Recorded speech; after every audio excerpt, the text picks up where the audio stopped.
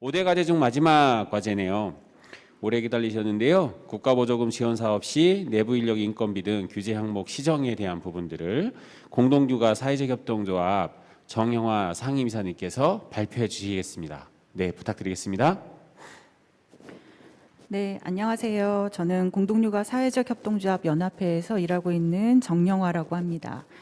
제가 맡은 부분이 국가보조금 지원 사업인데요.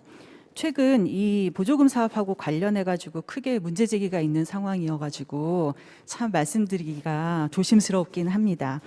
일단 제가 사전 조사를 했거나 연구를 한 게 아니라 현장의 입장에서 제안드리고 싶은 사항들을 좀 담아봤습니다. 그래서 이 자리가 논의를 시작하는 첫 시작 시간이 되기를 바라는 마음입니다. 일단 현재 상황에 대해서 좀 먼저 알아보고 싶었는데요. 보조금 관리에 관한 법률, 그 약칭으로 해서 보조금법이 63년도에 생겼더라고요. 벌써 한 60년 전에 생겨났죠. 그래서 현재 민간보조 사업 자가 인건비를 책정해서 수행할 수 있는 사업들은 보면은 위탁 사업이나 용역 사업 정도로 좀 파악이 되고요. 그 위에 보조 사업, 저희가 주로 이제 얘기할 부분은 보조 사업, 공모 사업의 중에서 민간 보조 사업의 인건비 책정이 좀 어려워지고 있는 부분에 대해서 말씀드리려고 합니다. 사회적 경제 조직과 관련해서는 아마도 한국사회적기업진흥원의 그 사업들이 좀 다수 차지하고 있다고 저희가 알고 있는데요. 일부 중간관리 업무 사업에서 일정 비율의 인건비 책정이 가능하도록 하고 있을 뿐 대부분의 보조 사업에서 지원 사업에서 인건비는 쓸 수 없고 사업비 중심으로 예산을 편성하는 것으로 바뀌고 있는 것 같습니다. 그래서 일부 인건비 책정이 가능한 지원 사업 경우에도 기존의 숙달될 인력에 대한 지원이 아니라 신규 인력 채용을 기준으로 한 그런 인건비 책정이어가지고요. 실제 사업 수행할 때에 좀 어려움을 겪고 있다라는 말씀을 들었습니다. 사업하랴 새로 채용된 사람한테 업무 주시라라 이런 게 좀 어렵다라는 말씀을 들었었고요. 그리고 사회적 경제 조직 중에서도 상황이 좀 다를 것 같습니다. 예를 들어 자활기업 같은 경우는 사회서비스 일자리형 자활근로사업 같은 경우는 일자리 창출이 목적이기 때문에 그래서 인건비 다 지원을 받게 되고요.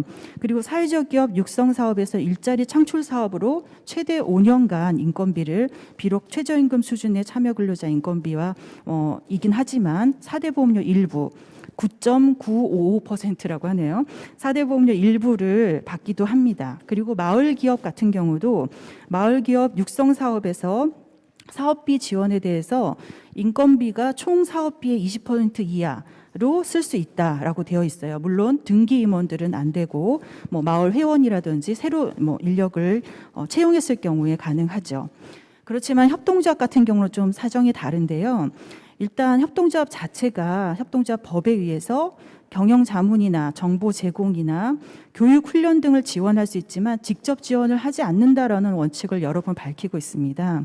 그래서 협동조합에서는 사업 개발이라든지 아니면 컨설팅이라든지 협업 네트워크 사업이라든지 이렇게 지원 사업의 내용이 점점 구체화되면서 인건비 지원 비중이 줄어들고 있는 상황으로 그렇게 알고 있습니다. 대신 일자리 사업은 굉장히 늘어났는데요.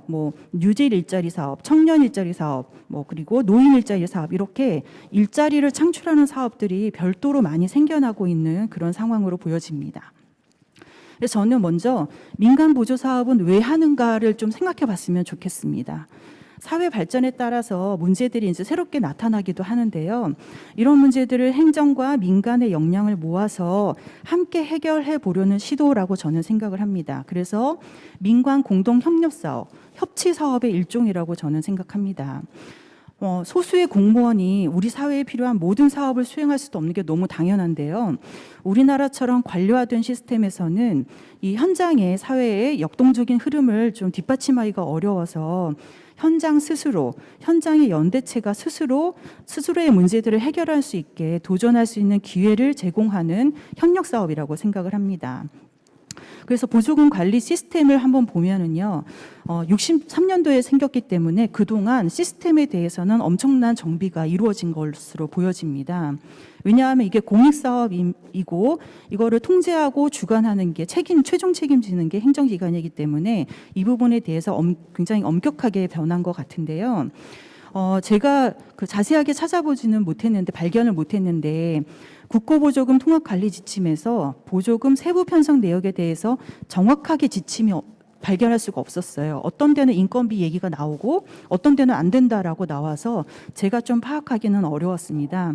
그런데 보면은 보조금법에 의한 보조금 교부 방법 및 절차와 정비, 그리고 보조금 사용 방법에 대한 자세하고 엄격한 기준을 수립한다든지, 그리고 보조금을 집행을 점검한다든지 관리체계 강화에 대해서는 굉장히 많아졌더라고요.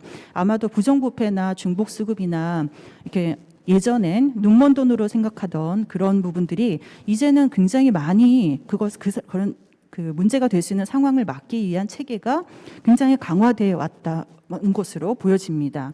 또 최근에는 국고보조금 통합관리 시스템이라고 해가지고 이 나라 도움에서 거기서 신청도 하고 관리도 하고 회계 시스템도 거기서 연동하게 마련이 되었기 때문에 이 부분은 엄청나게 이제 강력하게 통제하고 있다라고 보여집니다. 그렇지만 이 보조금의 세부 편성 내역 지침에 관한 내용에 대해서는 논의도 없고 변화도 없는 그런 상황이 아닌가 싶습니다. 저희 같은 경우는 받는 사람 입장이기 때문에 아무래도 공모사업으로 하게 되다 보니까 주는 사람들의 의도를 알기도 어려웠죠. 그렇지만 저희는 그 사업을 수행하는 사업의 파트너로서 국고보조금의 운영 방식이나 어떤 사업 편성, 사용 방식에 대해서 의견을 제시하거나 이런 기회가 있었으면 좋았을 텐데 설명을 받지도 못하고 의견을 제시할 기회도 지금까지는 그닥 많지 않았던 것으로 알고 있습니다. 제가 이제 이 자리를 준비하면서 몇몇 분들한테 이게 44개 정도의 그 제도 개선안이 들어왔는데 그 중에 최종적으로 5개가 선정이 됐다고 한다. 그래서 많은 사람들이 이 문제가 문제라고 생각하고 있다라는 말씀을 드리면서 어떤 부분이 문제라고 생각하느냐, 어려움이 어떤 게 있으셨느냐라는 그 의견 수렴을 좀 했거든요. 그런데 답이 하나밖에 없었습니다. 근데 이게 왜 그럴까 좀 제가 생각해 봤는데, 일단 보조금 자체가 공모사업이어가지고 마음에 안 들면 지원 안 하면 되지, 이렇게 되는 거죠. 그리고 저희가 받는 입장이기 때문에 주는 사람한테 어떻게 요구하기가 참 그 구조적으로 어려운 그런 상황인 것 같다는 생각을 했습니다. 그래서 오늘 이 자리로부터 좀 인건비에 관련돼서 좀 생각해보고 정부에 좀 구체적으로 제안을 해보는 자리를 마련하면 어떨까라는 생각을 했는데요. 다들 아시겠지만 일반적으로 사업 수행에서 가장 많은 퍼센티지를 차지하고 있는 필수적인 요소가 인건비 부분이죠. 특히 사회적 경제 조직은 사람을 중심으로 하는 경제잖아요. 그래서 사람 간의 관계를 엮어서 인건비가 투입되지 않고 할 수 없는 그런 사업들을 하고 있는데요. 이렇게 공동체를 만들고 또 사회적으로 문화적인 자본을 확대하는 일은 사람을 잘 키우는 게 굉장히 중요하고 이 사람이 사업을 수행하는 것이기 때문에 그래서 인건비에 관련돼서는 굉장히 중요하게 다뤄져야 되는 부분이라고 생각을 합니다. 그 일자리 문제가 사실은 요즘에 중요한 사회 문제의 출발점이자 레버리지가 되고 있는데요. 경제적으로는 전체적으로 정책적으로는 노인 일자리, 청년 일자리 이렇게 일자리 사업은 늘어나고 있는데 국고보조금 사업도 그거와 관련해서 좀 변동이 필요하지 않을까라고 생각이 듭니다. 사회적 경제 조직의 경우에 비교적 규모가 작고 그리고 자립할 수 있는 수준의 매출이 아직 안 나는 기업들도 많고 그리고 주 사업이 사회 서비스를 제공하는 사업들이 많이 있죠. 그래서 사람이 자원이 되어가지고 서비스를 제공하는 경우가 많은데 이렇게 새로운 사업을 시작하려면 그거를 보조금 사업으로 시작하게 되려면 숙달된 인력의 책임 아래서 신규 인력을 새로 채용해야 되는데 사업비밖에 쓸 수 없게 된다면 약간 빈약한 재정으로 그리고 기존 인력이 추가 노동을 통해서 할 수밖에 없는 그런 어려움에 직면하게 되는 것입니다. 그래서 일자리 사업이 늘어나는 걸로 봐서는 아마도 일자리 사업과 보조금 사업을 각각 이렇게 분리해서 추진하고 있는 게 아닌가라고 생각을 하는데 사회적 경제 조직 입장에서는 이 두 가지의 기준을 둘 다 충족해야 되는 어려움, 그 두 가지를 전부 다 감당해야 되는 어려움들이, 번거로움들이 나타날 수 있다고 봅니다. 그 일자리 사업에 대해서는 아마도 다른 그 이야기를 좀 할 수 있을 것 같은데요. 우리가 원하는 사람과 딱 매칭이 되기가 쉽지 않거든요. 그리고 기존에 우리가 관리하는 인력이 아니고 관리 조직이 따로 있어요. 그래서 일자리로 채용된 인턴과의 소통과 업무 분담 문제가 저는 현장에서 어려움을 겪고 있는 부분이 있다고 보여지는데요. 그렇게 하기보다는 보조금 사업을 하면서 기존의 인력에 대한 인건비 지원이라든지 해서 조금 더 효율적으로 할 수 있지 않을까라는 생각이 듭니다. 별도의 사업으로 하게 되면 행정도 따로 해야 되고, 그리고 부담도 따로 가져야 되는 그런 부분들이 이때 되는 것이죠. 그리고 특히 제가 일하고 있는 이런 연합회 같은 연합 조직들은 그 회원 조직들의 좀 취약성 때문에 연합체의 활동과 사업이 굉장히 위축될 수밖에 없습니다. 그래서 연합회가 주로 수행하는 사업들이 뭐 여러 가지가 있겠지만 그 중에서도 현장을 멘토링하고 컨설팅하는 약간 중간 관리 업무가 있는데요. 이것은 대부분 인건비 사업이거든요. 사실은요. 저희가 뭐 연합 조직에서 뭐 공동 사업을 한다고 할지라도 인건비가 빠지고서는 도저히 수행할 수 없는 그런 사업들이 대부분입니다. 그래서 인건비 지원이 확대가 된다면 현장에도 연합조직에도 좀 실효성 있는 지원 방식이 될 수 있지 않을까 그렇게 기대를 하고 있습니다.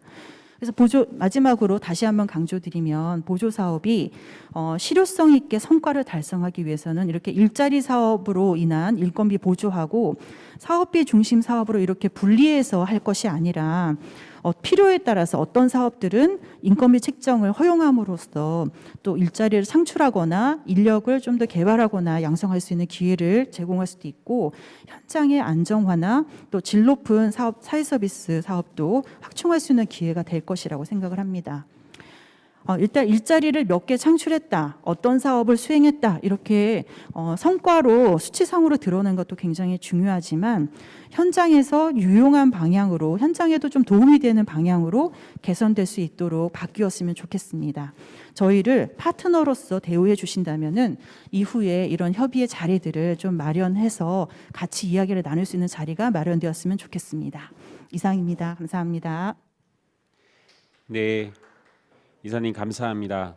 그 사람이 사업을 만든다 라고 하는 말씀이 굉장히 와닿는데요. 그 전에 제가 복지 관련된 활동을 할 때 후원을 많이 받습니다. 그러면 그 후원 받은 것들을 활동가들 인건비로 쓸 때 그 후원을 해주신 분들이 왜 인건비로 쓰느냐라고 하면서 약간 문제 제기 비슷한 거를 하실 때가 있습니다. 그러면 저희가 꼭 설명을, 이 사업은 사람이 합니다. 이 사람이 이 활동을 잘 할 수 있도록 후원자분들이 주신 비용들을 이 사람을 위해 투자해야 이 적절한 사업들이 진행됩니다 라고 하면서 자주 설득했던 과정들이 많이 생각이 좀 났고요. 이 사업은 단순 사업으로 진행되지 않습니다. 사업을 추진하는 활동가를 통해서 이 사업들이 추진되는 거기 때문에 이 활동가들에 대한 다양한 지원들, 이런 것들은 같이 병행되어야 되는 거 아닌가라는 생각을 해봅니다.